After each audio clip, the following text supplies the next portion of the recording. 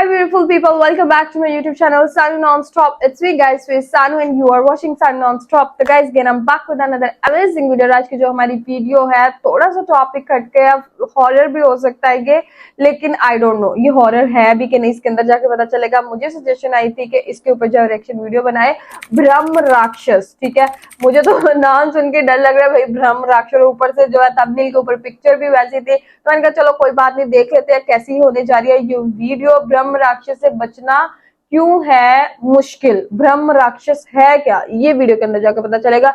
I think so कि ये जो है ना वो इंडिया के अंदर ही कोई ऐसा लाइक चुड़ैल होगी, ठीक है। आई डोंट नो कि हु इज ब्रह्म राक्षस। और राक्षस का वो एक आता है ना, वो काफी ज्यादा उसके सर होते हैं, और वो वाला राक्षस। और एक मुझे पता है, मैंने इंडियन कल्चर को जो है अगर टीवी के थ्रू और ऐसे जो है वो देखा हुआ मूवीज के थ्रू, तो थोड़ा राक्षस का पता है, लेकिन ब्रह्म राक्षस क्या है, कैसे बनता है, क्या क्या इसके पीछे सीन्स है, वो वीडियो के अंदर जाके पता चलेगा। आप लोगों ने बिल्कुल नहीं डरना, मैं आप लोगों के साथ हूँ। तो गाइस चलिए वीडियो को कर लेते हैं स्टार्ट। लगने से पहले गाइस, जितने लोगों को ब्रह्म राक्षस का पता है आप लोग भी अपनी राय कमेंट बॉक्स के अंदर दीजिएगा। चैनल को सब्सक्राइब, वीडियो को लाइक और शेयर जरूर दीजिएगा। सब्सक्राइब किएगा बिल्कुल नहीं आप लोगों ने जाना, नहीं जाना, जल्दी से पहले सब्सक्राइब कर दो। वेरी गुड, शाबाश। तो चलेगा इस वीडियो करते हैं।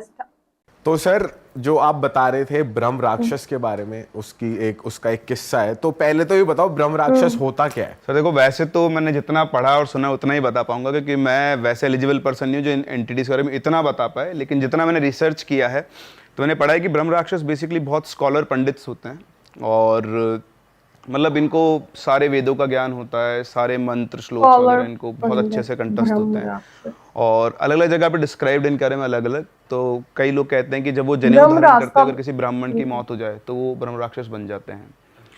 या फिर ऐसा बोलते हैं कि इस तरह कोई स्कॉलर पंडित है, अगर उनकी डेथ हो गई, कोई उनके मन में कुछ रह गया है, कोई इच्छा रह गई है, तो वो ब्रह्म राक्षस बनते हैं। अनटाइमली डेथ होती है, और मतलब स्कॉलर्स होते हैं। ऐसा नहीं कि हर ब्राह्मण ब्रह्म राक्षस बन सकते हैं, मतलब वो हाई लेवल स्कॉलर्स होते हैं जिन्होंने सारे वेद पुराण सब सारा ज्ञान होता है उनको बढ़िया, और वो ब्रह्म राक्षस बनते हैं।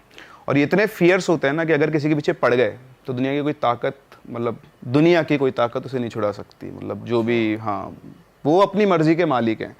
वैसे वो बहुत शांत होते हैं, वो किसी को परेशान नहीं करते। जहाँ है वहाँ, मैं आपको बता दूँ, ऐसा लिखा गया है, मतलब अलग अलग जगह मैंने पढ़ा है कि वो जनरली पीपल के पेड़ में रहते हैं। और ऐसा कहते हैं हिंदू पुराणों में कि पीपल के पेड़ में ब्रह्मा जी का भी निवास होता है। तो इसको पहचानने का भी तरीका होता है। मतलब बेसिकली अगर एक पेड़ नीचे से तने से हरा भरा है और ऊपर से सूख रहा है, तो दैट मीन्स उसमें ब्रह्म राक्षस का वास होता है, ऐसा कहा जाता है। और नाम भी उन्हीं से रिलेटेड है। नाम भी नहीं, अगर वो पेड़ नीचे से सूखा हुआ और ऊपर से हरा भरा है तो कहते हैं कि उसमें ब्रह्मा जी का निवास है। अगर वो नॉर्मल है, ऊपर नीचे दोनों से हरा भरा है, दोनों से सूखा हुआ है, तो एक नॉर्मल पेड़ है। लेकिन अगर वो नीचे से हरा भरा और ऊपर से सूखा हुआ है, तो ऐसा बोलते हैं कि उसके अंदर ब्रह्म दो राक्षस का तरह निवास का हो सकता है। तो ऐसा कहा जाता है। तो ऐसी एक स्टोरी है जो मेरे साथ शेयर की थी किसी ने बहुत टाइम पहले, और उनका सामना हुआ था एक ऐसी एंटिटी से, और उस प्रोसेस में एक आदमी की जान भी चली गई थी। सो आई होप आप लोगों को स्टोरी पसंद आने वाली है। बिल्कुल सर, स्टार्टिंग से सर। स्टोरी हुई तो ये बक्सर डिस्ट्रिक्ट है बिहार में, उसके पास में एक गांव है। उस गांव का नाम है, गांव में एक छोटा पार्ट है, उसका नाम है उपाध्याय का टोला। तो उपाध्याय का टोला नाम से लग रहा है कि वहाँ पे सभी लोग जो रहते हैं उपाध्याय होते हैं। तो उपाध्याय बेसिकली स्कॉलर ब्राह्मण्स होते हैं। तो ऐसे पूरा एक गांव था। तो वहाँ पे एक पंडित जी रहते थे, उनका नाम था रमाकांत जी। तो रमाकांत जी जो थे, उनके 2 बेटे थे। तो उनकी माली हालत ऐसी बहुत ज़्यादा अच्छी नहीं थी, छोटा सा गाँव था। तो उनका एक बेटा आर्मी में चला गया। तो आर्मी में गया, उसकी सैलरी वैलरी आना शुरू हुई धीरे धीरे, तो थोड़ा घर को सपोर्ट करने लगा। तो उनका डिस्कशन हुआ कि यार चलो करते हैं, हम बहुत दिनों से छोटे से घर में रहते हैं सभी लोग, झोपड़ी टाइप कच्चा घर था, तो अपन लोग गांव में एक मकान ले लेते हैं। तो उस टाइम पर, अच्छा मेरे पास फोटोज़ भी मैं आपसे शेयर करूँगा, आप वो भी दिखा सकते हैं। हम लोग अब तो चेंज हो गया उसमें बहुत कुछ। तो एक घर था, वो घर पहले वो ब्रिटिश टाइम का घर बना हुआ था, तो उसमें शायद वो उस टाइम अंग्रेज रहा करते होंगे। उसके बाद वो खाली पड़ा हुआ था। तो किसी का मालिकाना हक था उसके ऊपर। वो उनके पास गए, उन्होंने बातचीत की, तो उनकी डील हो गई। तो बोला अब ये घर अपन ले लेंगे। तो बेटे से बोला, पेमेंट हुआ। और अच्छा उन्होंने क्या, किसी से पूछा ज़्यादा नहीं उस घर के बारे में। घर खाली पड़ा था बहुत टाइम से, तो गांव वाले को भी ऐसा कुछ कोई आइडिया नहीं था कि हाँ खाली पड़ा है, कोई रहता तो है नहीं। तो उन्होंने ले लिया घर। अब उस घर में क्या था, घर के जस्ट बरामदे के अंदर एक बहुत बड़ा पीपल का पेड़ था, तो बिल्कुल घर की खिड़की खुलते हुए वहाँ पे दिखता था। तो घर लिया, सभी को बुलाया, गांव में सभी लोग आते हैं तो सभी के सभी पंडित। अब वहाँ पर सत्यनारायण भगवान की पूजा हुई, तो बीच में घर में हवन लगा और सत्यनारायण भगवान की पूजा के लिए पंडित जी आके बैठे और उन्होंने अपने वो श्लोक बोलना शुरू किए। अब जनरली जब भी हम हवन करते हैं आंख बंद करके श्लोक बोलते हैं, तो सभी वहाँ पे पंडित थे, सभी अपनी आंख में मस्त मंत्रमुग्ध हो जाते हैं। वो जैसे किसी को अगर रॉक म्यूजिक पसंद है तो वो जब रॉक म्यूजिक में गया तो आंख बंद करके झूमना शुरू करता है। तो जितने ब्राह्मण लोग सब आंख बंद करके बस अपने मन में श्लोक पढ़े जा रहे थे। अब जो मेन पंडित जो श्लोक पढ़ रहे थे, उन्हीं के साथ साथ एक और आवाज़ पूरे हॉल के अंदर गूंज रही थी, बहुत मीठी आवाज़, मतलब आप ऐसा बोल सकते हो कि देवी आवाज़ होती है ना, कि जो सब झूम जाए आदमी। तो ऐसे बहुत अच्छे तरीके से और बहुत सही प्रोनाउंसिएशन से संस्कृत के अंदर कोई श्लोक बोल रहा है। तो जो पंडित जी थे वो खुद बोलते बोलते रुक गए, उन्होंने चारों तरफ देखा, बोल कौन रहा है, मुझसे भी अच्छा बोल रहा है। तो चारों तरफ देखे, सभी अपनी आंखें बंद करके बैठे हुए हैं। उनको लगा हो सकता है कोई बोल रहा होगा, तो उन्होंने फिर अपनी आंख बंद की और अपना पूरा प्रोसेस किया। तो इस तरह से वहाँ पर पूजा कंप्लीट हुई। अब पूजा कंप्लीट होने के बाद ये सब लोग वापस रहने आ गए। तो जो लड़का था आर्मी वाला वो तो वापस चला गया अपनी जॉब पे। इनका दूसरा बेटा था और इनकी वाइफ। अब ये 3 लोग उस घर के अंदर रहते थे। तो ये रहने लगे, ऐसा नॉर्मल चल रहा था सब कुछ, ऐसी कोई दिक्कत नहीं थी। फिर ये लोग लहसुन प्याज खाते थे। जनरली कुछ ब्राह्मण्स होते हैं जो लहसुन प्याज नहीं खाते हैं। तो इनकी जो वाइफ थी वो खाना बना रही थी और वो लहसुन प्याज छील के बैठी हुई थी। उसने चूल्हा जलाया, और वो चूल्हा जलाया माचिस से, चूल्हा जले ही नहीं। उसने फिर चूल्हा जलाया, फिर नहीं जला। तो परेशान हो गई वो, मतलब उसने इवन मिट्टी का तेल डाल के जलाने की कोशिश की, नहीं जला। Interesting story. तो जब थक हार गई तो उसके पीछे से आवाज़ आई कि इस घर में लहसुन प्याज नहीं चलते। उसने बिहारी एक्सेंट में बोला था, वो एक्सेंट तो मैं भूल गया हूँ कैसे बोलते हैं, बट उसने बोला कि इस घर में लहसुन प्याज नहीं बनेगा। तो पीछे घूम के देखा उसने, कौन बोला, तो कोई नहीं था वहाँ पे। उसने फिर चूल्हा जलाने की कोशिश की, तो बोलते सुनाई नहीं देता तेरे को, इस घर में लहसुन प्याज नहीं चलेगा। अब उसको जब दूसरी बार आवाज़ आई ना, तो उसको कुछ समझ नहीं आया, तो उठी और भाग गई घर से बाहर, और बाहर जाके बैठ गई अपने घर के बाहर, क्योंकि उसके हस्बैंड भी नहीं थे, बेटा भी नहीं था। फिर शाम को उसके हस्बैंड आए तो उन्होंने उससे पूछा कि तुम बाहर क्यों बैठी हो। तो बोलते कि मैं घर पे खाना बना रही थी और ऐसी ऐसी मुझे आवाज़ आई। तो उसने तो पागल हो गई क्या, ऐसा कुछ नहीं होता, चल अंदर। फिर वो अंदर गए, सब ठीक है, कुछ भी कोई दिक्कत नहीं, सब कुछ नॉर्मल है। तो इस तरह से एक इंसिडेंट उनके साथ ये हुआ। उनको, उनकी वाइफ को हुआ, वो घबराई हुई रहती थी। पर उस दिन के बाद से उन्होंने अपने घर में कभी भी लहसुन और प्याज छोड़ दिया। उन्होंने लाना ये सारे फेंक दिए और अपने पति को बोल दिया घर में लहसुन प्याज नहीं आएंगे, ठीक है। फिर इनका जो लड़का था उसकी एज ज़्यादा नहीं थी, 22-23 साल का होगा। तो एक दिन ये रमाकांत जी ऐसे गांव में घूम रहे थे, तो इनको रमाकांत जी ने बोला कि आपका बेटा तो वहाँ लेटा हुआ है, वो चौबारा हुआ कुछ बोलते हैं उसको। तो गए वहाँ पर, देखा तो उनका बेटा बिल्कुल नशे में धुत। अब उनके पूरे खानदान में कभी किसी ने शराब नहीं पी और वो शराब पी के लेटा हुआ।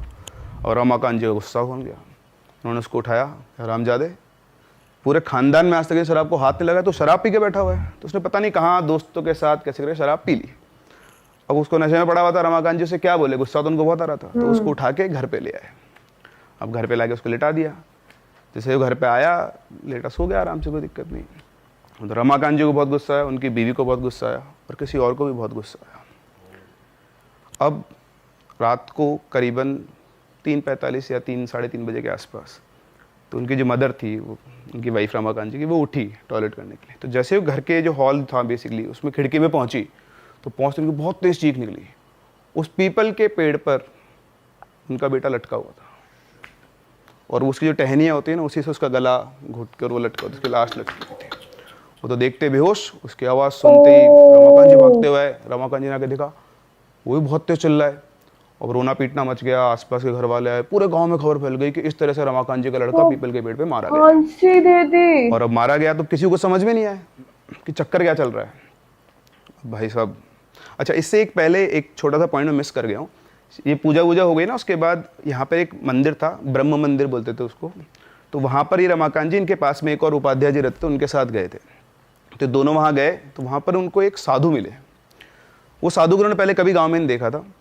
तो ऐसे जैसे पंडित थे, तो देखा, साधु के पैर वैर छुए, बोले महाराज आशीर्वाद दीजिए। तो महाराज गुस्से में आके बोलते हैं, उनसे बोले कि जब भी जीवन में कोई बड़ा काम करो ना, तो अपने घर के बड़ों से बात जरूर करनी चाहिए, और अगर तुम मकान खरीद रहे हो तो उसके बारे में ज़रूर से बात करनी चाहिए। ऐसे आंख बंद करके मकान नहीं खरीदना चाहिए। तो अब रमाकांत जी ने मकान तो खरीदा था, पर उनको कुछ बात समझ में नहीं आई। तो उन्होंने पूछा, महाराज आप क्या कहना चाहते हो, मैं समझ नहीं पा रहा हूँ। तो उन्होंने बोला कि ब्रह्म राक्षस की आत्मा 24 साल से मुक्ति मांग रही है, अब तो तुम्हारा भला बजरंगबली कर सकते हैं। इतना बोल दिया, उसके बाद चुप हो गया। और रमाकांत सोचा नया नया मकान लिया है, ज़्यादा कुछ पूछूंगा दिक्कत हो गई, तो वो चुपचाप अपना उठ के आ गया। उसको बात तो समझ में नहीं आई, लेकिन अब वो आज कनेक्ट कर पा रहे थे। तो पूरे गांव में खबर फैल गई कि भैया इनके घर में ब्रह्म राक्षस है, क्योंकि वो जो उपाध्याय जी थे उनके सामने बात बोली गई थी। तो अब लड़के की डेथ के बाद अब वो कार्यक्रम को समझ में नहीं आ रहा, कोई कारण तो दिखे कि क्यों वो लटका है वहाँ पे जाके। तो वो उनको याद आए वही महाराज, वो वापस से उन महाराज को ढूंढने गए। तो वहाँ पे जाके देखा तो वो महाराज वहीं बैठे हुए थे। तो जाते उनके पैरों में पड़ गए, रोने लग गए, महाराज मेरा बेटा चला गया और आपने मुझे आगा बताया क्यों नहीं। तो उन्होंने बोला कि वो ब्रह्म राक्षस है, उसकी जैसी इच्छा होती है ना वो वैसा करता है, वो बहुत शक्तिशाली है, तुम उसका कुछ नहीं कर सकते। उसको जब गुस्सा आता है ना तो वो अपने जो भी शिकार है उसका, जिसके ऊपर गुस्सा आया है, उसको अपने हिसाब से मृत्यु देता है। तुम्हारे बेटे ने गलती की और उसको गुस्सा आ गया इसलिए वो गया। तो उसने बोला महाराज मैं क्या करूं, घर छोड़ दूं। तो उन्होंने बोला तुम घर छोड़ दो, कुछ भी छोड़ दो, कोई फर्क नहीं पड़ता, तुमने उस ब्रह्म राक्षस को जगाया है और अब तुम्हें उसको मुक्ति दिलानी होगी। जाओ बजरंगबली का आह्वान करो, अब वही तुमको बचा सकते हैं, बाकी दुनिया की कोई ताकत तुम्हें नहीं बचा सकती। तो उन्होंने बोला महाराज मैं क्या करूं।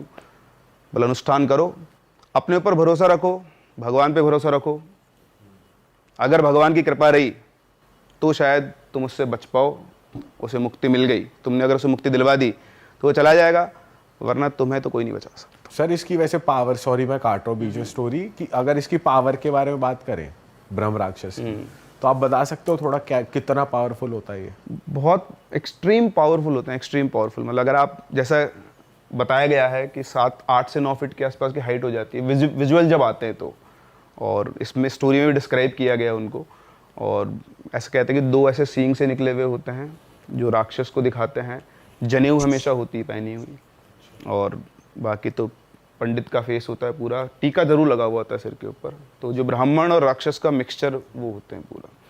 अब बोलने को आप इनको लेजेंड भी बोल सकते हो, बट जिनके साथ एक्सपीरियंस है वही बाली बात है अपनी। तो ये नॉर्मल पूजा से नहीं जाते? नहीं नहीं, नहीं, पूजा ये जैसे नॉर्मल क्या होता है ना, मतलब इनमें लेवल होता है एंटिटीज का, मतलब 0 लेवल से लेकर ऊपर लेवल तक की। तो ये लेडर में बहुत ऊपर होते हैं, तो हर कोई इनको कंट्रोल ही नहीं कर सकता ना, दिक्कत है। तो मंत्र का ज्यादा बहुत ही जैसे कहते हैं ना इंटरेस्टिंग किस्म की ये स्टोरी है। इसका फर्स्ट पार्ट जो है वो आज मैंने रिएक्शन बनाया। अगर आप लोगों को सेकंड पार्ट, मैं ऑनलाइन में सुन के बहुत ज्यादा डर गई, मुझे मुंह से अल्फाज भी निकलते। अगर आपको इसका जो है सेकंड पार्ट के ऊपर रिएक्शन चाहिए ना, तो आप लोग मुझे कमेंट बॉक्स के अंदर जरूर बताइएगा। ब्रह्म राक्षस, ठीक है, ब्राह्मण, एक पंडित और राक्षस का जो मिक्सचर होते हैं, और ये बहुत ज्यादा पावरफुल होते हैं। अभी तक हमें सिर्फ इतना ही पता चला, और भी स्टोरीज अंदर आगे अगर हम लोग देखेंगे तो बहुत मजे मजे की इंटरेस्टिंग चीजें जो है हम लोगों को देखने को मिलेगी। किसी भी और वीडियो का आप लोग को रिएक्शन चाहिए तो let me know in the comment section. Like, subscribe और शेयर करना बिल्कुल नहीं आप लोग भूलना। तो चलिए गाइस, मिलते हैं आपको नेक्स्ट वीडियो के अंदर। Bye bye.